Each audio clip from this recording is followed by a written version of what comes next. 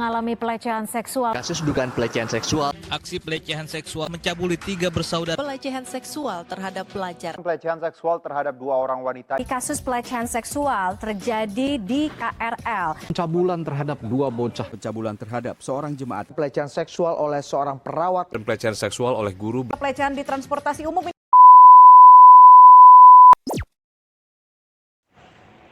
Indonesia, sebuah negara yang terkenal akan keberagaman suku, bahasa, adat, bahkan tradisi. Indonesia juga merupakan suatu negara yang terkenal akan semboyannya Bhinneka Tunggal Ika.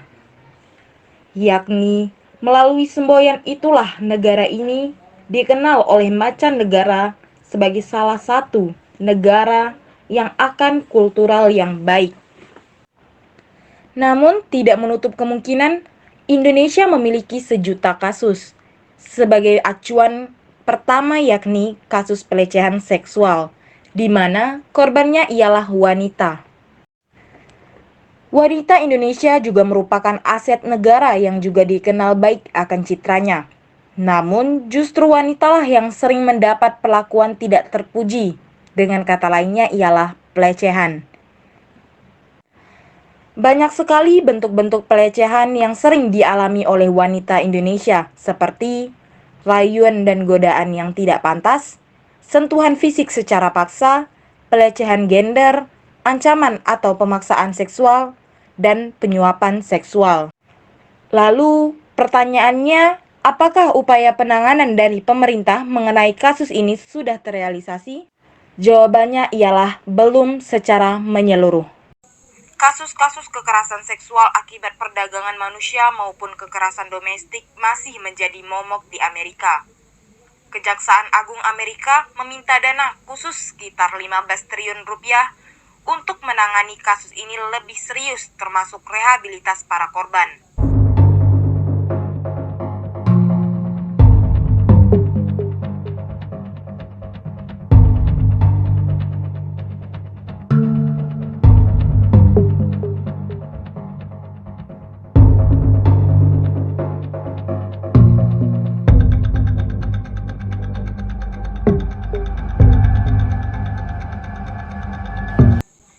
Perempuan kekerasan seksual mengalami trauma berkepanjangan karena rasa malu dan bingung.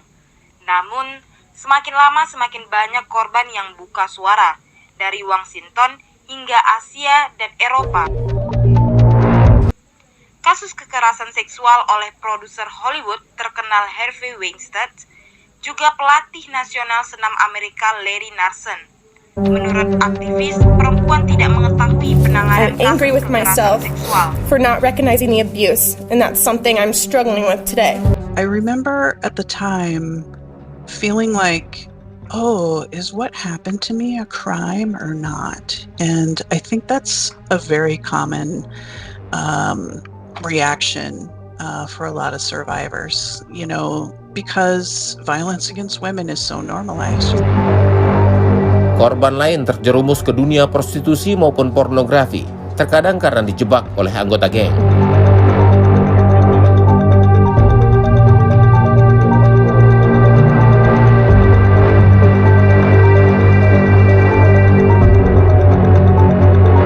They're gang raped, they're beaten beyond, is attached to it. Paruh dari korban perdagangan dan kekerasan dilakukan oleh anggota keluarga sendiri. You're just seeing the system break down in so many ways that these kids are either ending back with their family member who is trafficking them. They might end up in foster care and then run away and end up on the streets.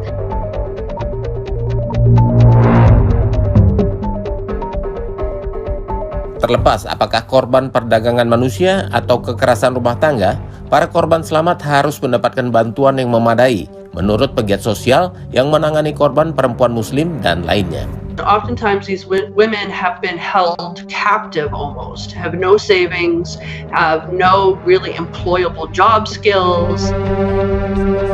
It's really difficult when you have a woman who, maybe has left an abusive marriage, is trying to make a better life for herself or for her children, but every day she's exposed to someone in the shelter who's actively abusing drugs or alcohol, or people who have severe mental health issues.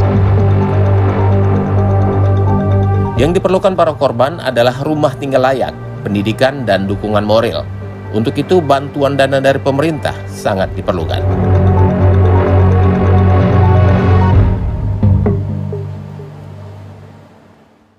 Berikut merupakan pandangan masyarakat terkait dengan pelecehan seksual yang ada di Indonesia.